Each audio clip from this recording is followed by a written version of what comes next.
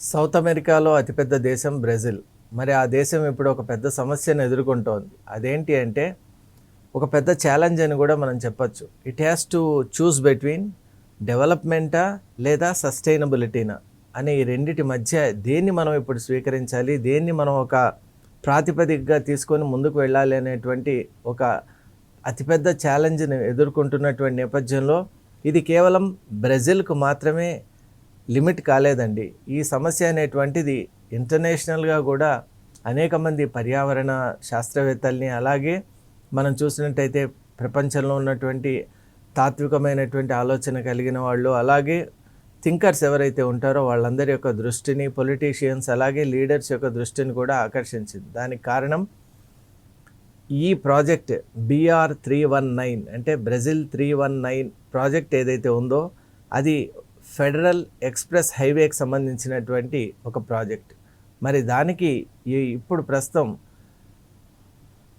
Lulu da Silva ప్రభుత్వం దానికి అంగీకారం ఇచ్చేటువంటి ఒక ఆలోచనలో ఉన్నటువంటి నేపథ్యంలో ఖచ్చితంగా ఇక్కడ మనం పేర్కొనబోయేటువంటి అఫెక్టెడ్ పార్టీ ఏంటి అంటే అమెజాన్ ఫారెస్ట్. మనం విజువల్స్లో కూడా మనం చూడొచ్చు. అసలు అమెజాన్ ఫారెస్ట్ అంటేనే ప్రపంచంలోనే అతిపెద్ద ట్రాపికల్ ఫారెస్ట్. మరి అటువంటి tropical forest it is spread over 5.5 million square kilometres. అంత పెద్దది ఈ forest. It is spread over 9 countries. South అమెరికాలో ఉన్నటువంటి మెజారిటీ బ్రెజిల్లో ఉన్నా కూడా పెరు, వెనిజువేలా, ఈక్వెడార్ ఇలా 9 కంట్రీస్లో ఉన్నటువంటి ఈ అమెజాన్ ఫారెస్ట్ అనేది ప్రపంచంలోనే ఒక పెద్ద వండర్ అని మనం చెప్పొచ్చు. ఈరోజు మనం ఇలా గాలి పీల్చుకోగలుగుతున్నాం అంటే ఆ ఫారెస్ట్ మనకి చేసేటువంటి ఆ హెల్ప్ వల్లే అని మనం అందరూ కూడా గుర్తించాలి. అసలు lungs of the entire planet అని కూడా అంటారు. ఈ భూమికి లంగ్స్ లాగా పనిచేసేటువంటిది ఆ రైన్ ఫారెస్ట్. మరి అటువంటి ఈ ఫారెస్ట్లో ఏదైతే BR319 అనేటువంటి ఎక్స్ప్రెస్ హైవేని నిర్మించాలనుకుంటున్నారో అది నిజంగా ఒక పెద్ద కలకలాన్ని సృష్టిస్తోంది. అసలు ఈ ఫారెస్ట్లో మొత్తం భూమిపైన ఉన్నటువంటి స్పీషీస్లో 10% ఈ ఫారెస్ట్లో ఉన్నాయంటే మీరు అర్థం చేసుకోవాలి ఈ ఫారెస్ట్ ఈకోసిస్టమ్ అనేది ప్రపంచానికి, పర్యావరణానికి ఎంత ముఖ్యమో.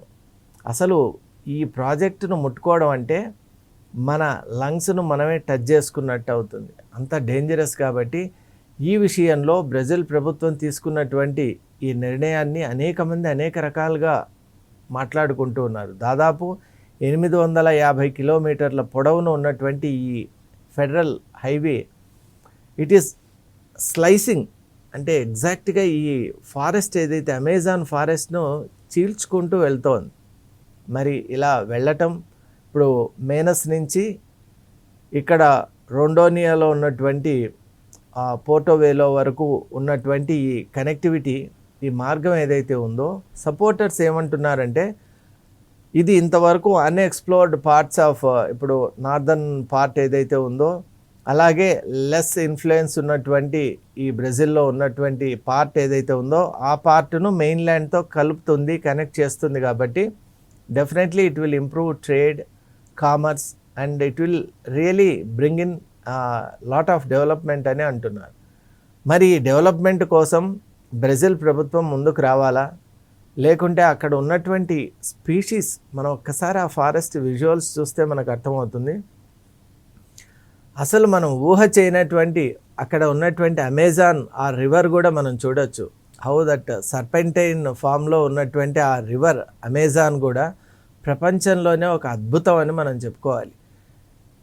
కార్బన్ సింక్గా అలాగే ఆక్సిజన్ ప్రమోటర్గా ఉన్నటువంటి ఈ ఫారెస్ట్ను అక్కడ ఈ ఫారెస్ట్ని నమ్ముకొని అనేక రకాలైనటువంటి ఫ్లోరా అండ్ ఫానా ఉన్నాయి. అలాగే వండర్ఫుల్ ఈకోసిస్టమ్ ప్రపంచంలో మనం చూడలేం అటువంటి ఈకోసిస్టమ్, థిక్కెస్ట్ ఫారెస్ట్ కూడా అక్కడ ఉన్నాయి.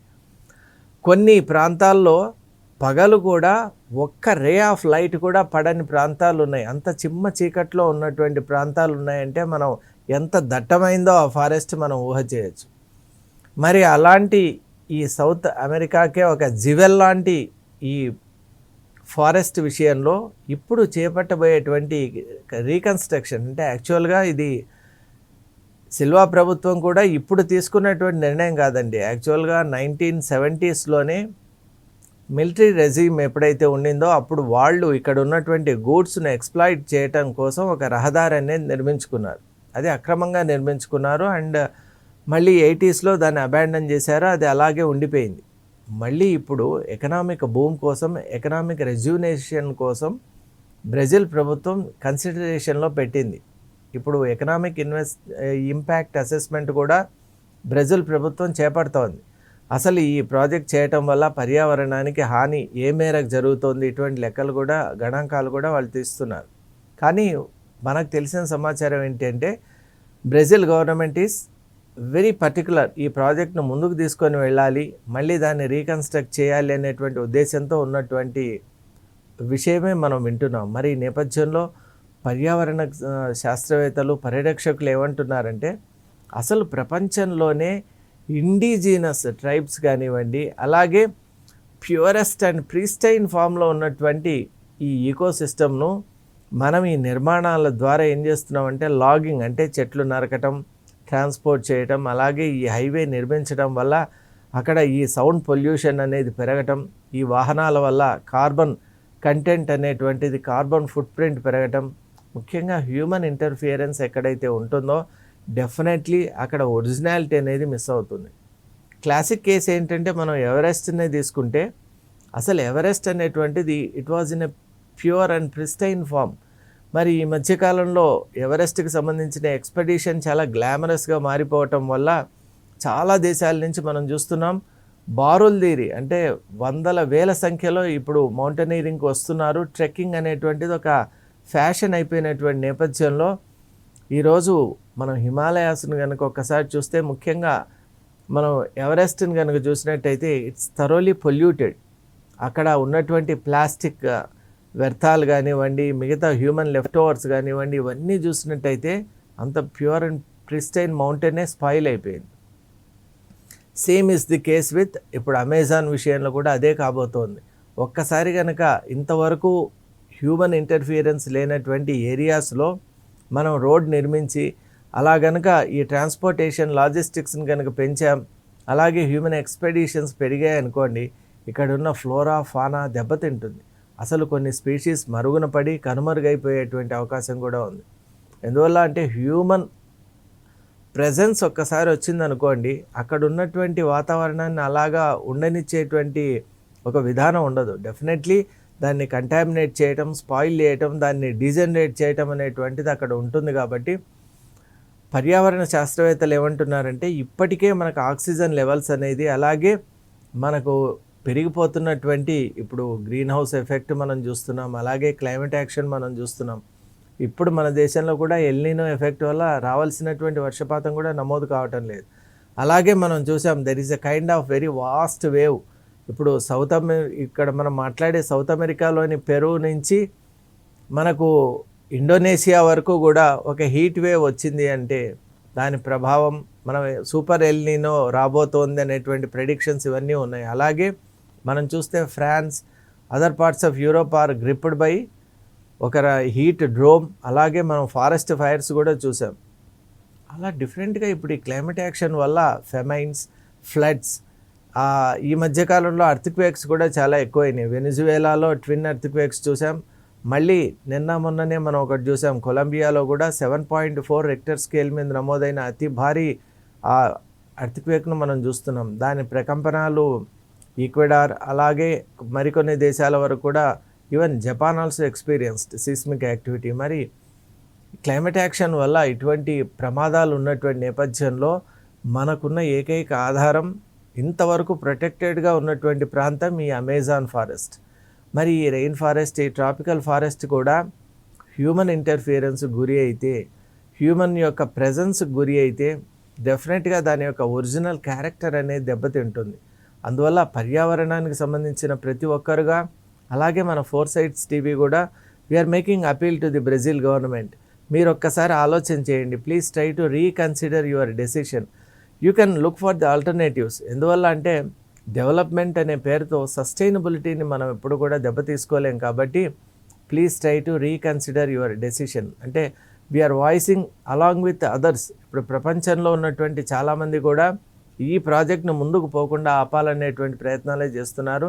ముఖ్యంగా బ్రెజిల్ గవర్నమెంట్ కూడా ఈ ఇష్యూకి సంబంధించి ఇప్పుడు రాబోయే నవంబర్లోనే ఈ ఈ సంవత్సరం 2026 నవంబర్లో బ్రెజిల్లోనే బెలెం అనే ప్లేస్లో, ఇట్స్ అ వండర్ఫుల్ ప్లేస్, ఆ బెలెం అనే ప్లేస్లోనే కాప్ కాన్ఫరెన్స్ జరగబోతోంది ఈ సంవత్సరం. అంటే కాన్ఫరెన్స్ ఆఫ్ పార్టీస్, అంటే ఎన్వైరన్మెంట్కి సంబంధించినటువంటి United nations framework convention on climate change, UNFCCC అని మనం అంటాం. దానికి సంబంధించిన కాప్ కాన్ఫరెన్స్ కూడా అక్కడ జరగబోతున్నటువంటి నేపథ్యంలో డెఫినెట్లీ ఈ ఇష్యూ గురించే అక్కడ ప్రధానంగా చర్చ జరుగుతుంది అని కూడా అందరూ భావిస్తున్నారు. ఎందువల్ల అంటే పర్యావరణానికి మనం ప్రాధాన్యత ఇవ్వాలి. ఆల్రెడీ చాలా కోల్పోయాం. ఇప్పుడు ఓజోన్ లేయర్ కూడా మెల్లగా రీకన్స్ట్రక్ట్ చేసుకుంటున్నాం. అలాగే మనం ఇప్పుడిప్పుడే కార్బన్ కంటెంట్ను కూడా, కార్బన్ ఎమిషన్స్ను కూడా తగ్గించే ప్రయత్నంలో ఉన్నాం. అలాగే హీట్ కూడా ప్రీ ఇండస్ట్రియల్ ఎరా ఆర్ ఏజ్లో ఉన్నటువంటి ఆ టెంపరేచర్ కంటే కూడా 1.5 degrees కంటే ఎక్కువ పోకుండా ఒక అప్పర్ సీలింగ్ పెట్టుకుంటున్నాం. ఇప్పుడు already it has reach 2 degrees కాబట్టి మెల్లగా 1.5 degreesకి వచ్చేటట్టు మనం చూసుకుంటున్నాం. మరి ఇలాంటి అలార్మింగ్ స్టెప్స్ మనం ఇప్పుడు ఫినామినన్ జరుగుతున్నటువంటి నేపథ్యంలో see the glory of Amazon forest. మరి ప్రపంచంలోనే విఖ్యాతి చెందినటువంటి ఆ అమెజాన్ ఫారెస్ట్ విషయంలో బ్రెజిల్ ప్రభుత్వం తీసుకునేటువంటి నిర్ణయం, the construction of BR 319 federal highway ఏదైతే ఉందో అది నిజంగా విఘాతం అనే మనం చెప్పాలి. ఎందువల్ల అంటే అక్కడ ఉన్నటువంటి స్పీషీస్ను కాపాడుకోవటం మన బాధ్యత. అక్కడ ఉన్న ఫ్లోరా, చెట్లు కానీ, అక్కడ వృక్షాలు, అలాగే అక్కడ ఉన్న వన్యప్రాణులకు పరిరక్షణ కలిగించడం అనేటువంటిది మన అందరి కలెక్టివ్ రెస్పాన్సిబిలిటీ, బాధ్యత. కాబట్టి ఆ స్పీషీస్ ఉన్నప్పుడే మిగతా యాక్టివిటీస్ కూడా జరిగిపోతాయి. ఇప్పుడు కొన్ని స్పీషీస్ కనుక అదృశ్యమైపోయాయి అనుకోండి, ఆ వెబ్ ఏదైతే ఉందో, ఫుడ్ వెబ్ కానివ్వండి, లేకుంటే ఏదైతే ఒక న్యాచురల్ వెబ్ ఆఫ్ లివింగ్ ఉంటుందో అది డిస్టర్బ్ అయినప్పుడు ఆ ఎఫెక్ట్ మన మీద కూడా పడుతుంది. కాబట్టి ఖచ్చితంగా మనం తీసుకునే చర్యల్ని మరొకసారి మనం వాటిని రివ్యూ చేసుకోవాలి. అందువల్ల బ్రెజిల్ ప్రభుత్వానికి కూడా చాలామంది ఇలా ఇంటర్నేషనల్ కూడా అపీల్స్ వెళ్తున్నాయి. అందువల్లే మనం ఫోర్సైట్స్ టీవీ కూడా ఈ యొక్క ప్రోగ్రామ్ తీసుకోవటంలో ఉన్నటువంటి ప్రధాన లక్ష్యం ఏంటి అంటే అసలు అమెజాన్ ఫారెస్ట్ యొక్క ఇంపార్టెన్స్, అలాగే ఇప్పుడు చేపట్టబోతున్నటువంటి BR 319 వల్ల ఏర్పడేటువంటి ఆ ప్రమాదాన్ని మనం ప్రపంచం యొక్క దృష్టికి తీసుకొని వెళ్ళే ఒక చిన్న ప్రయత్నం మనం కూడా చేస్తున్నాం. అలాగే మన కన్సర్న్ కూడా తెలియజేసుకుంటున్నాం. We once again appeal to the Brazilian government to reconsider the decision to reconstruct the BR 319. Thank you.